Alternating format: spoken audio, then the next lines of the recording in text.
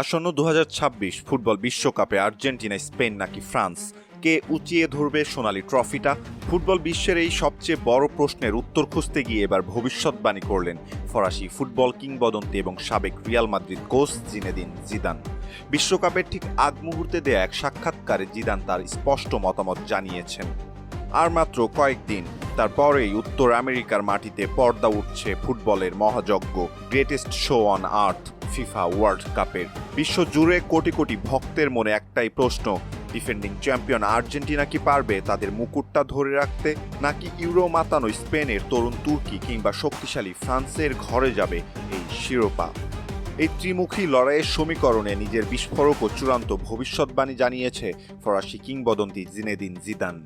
তার মতে, এই তিন জায়ান্টের মধ্যে একটি দল বাকিদের চেয়ে অনেকটা এগিয়ে। বিস্তারিত জানাবো প্রতিবেদনে।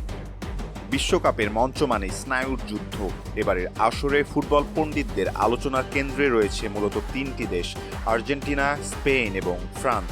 ডিফেন্ডিং চ্যাম্পিয়ন আর্জেন্টিনার শক্তি, তাদের দলগত সংহতি এবং ইতিহাসের অন্যতম সেরা অধিনায়ক লিওনেল মেসি। তবে জিনেদিন জিদানের মতে, ব্যাক টু ব্যাক বিশ্বকাপ জেতা অবিশ্বাস্য রকমের কঠিন, যা গত ৬০ বছরের ইতিহাসে কোনো দল করতে পারেনি।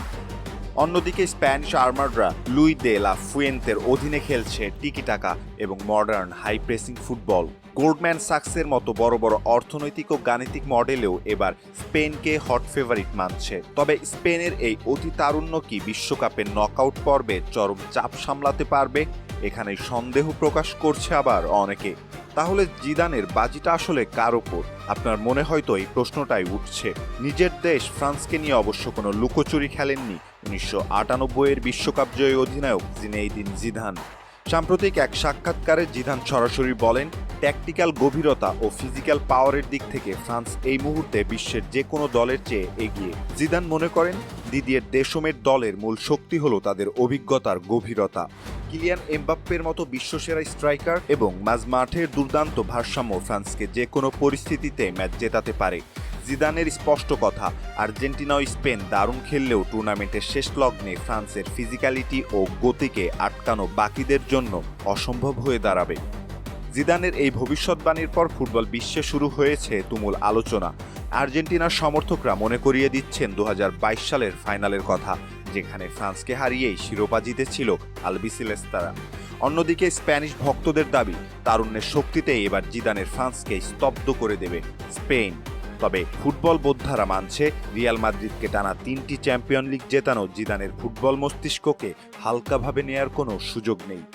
জিদানের এই ভবিষ্যৎবাণী সত্যি হবে, নাকি মাঠের লড়াইয়ে লাতিন আমেরিকার ছন্দ কিংবা স্পেনের পাসিং ফুটবলের কাছে হার মানবে ফরাসিরা, তার সময়ই হয়তো বলে দেবে। তবে এবারের বিশ্বকাপ যে ইতিহাসের অন্যতম সেরা রোমাঞ্চকর হতে যাচ্ছে তাতে কোনো সন্দেহ নেই। খেলাধুলার আরও সব টাটকা খবর পেতে চোখ রাখুন আমাদের পর্দায়। দর্শক, আপনিও জানিয়ে দিতে পারেন কে জিততে পারে এবারের বিশ্বকাপ। সম্মানিত দর্শক, এই ছিল আমাদের হাতে থাকা সর্বশেষ ফুটবল আপডেট।